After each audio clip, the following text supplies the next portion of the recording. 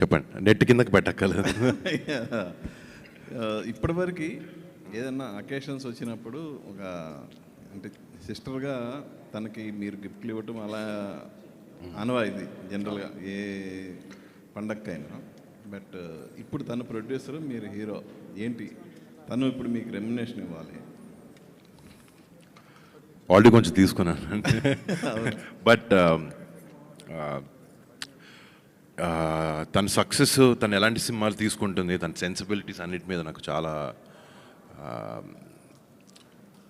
చాలా ఒక ఒక యూనో ఒక రెస్పెక్ట్ ఉంది నాకు. తను ఎలాంటి సినిమాలు తీయాలనుకుంటుంది, ఎంతమందికి ఆపర్చునిటీ ఇవ్వాలి, ఒక టాలెంట్ని గుర్తించి పట్టుకోవడం కూడా చాలా పెద్ద టాలెంట్. ఆ విధంగా మా చెల్లికి ఐఎమ్ ఎక్స్ట్రీమ్లీ ప్రౌడ్ ఒక బ్రదర్గా అలాంటి సినిమా చేయడం. అంటే తన ఫస్ట్ సినిమాకి కూడా ఒక 11 కుర్రాల్ని లాంచ్ చేసి ఆ ప్లాట్ఫామ్ సెట్ చేసి చేయడం. చాలామంది ప్రొడ్యూసర్లు ముందుకు రాకపోవచ్చు, బట్ ఒక కొత్త సినిమా తీయాలి, ఒక మంచి సినిమా తీయాలన్న ప్యాషన్ అన్నిటితో పాటు కొంచెం నిజంగా చాలా గట్స్ కూడా ఉన్నాయి తనకి. అండ్ బట్ తను ఆ సినిమా హిట్ చేసిన తర్వాత ఇప్పుడు మళ్ళీ రాకాసాను ఇంకో సినిమాతో వస్తుంది.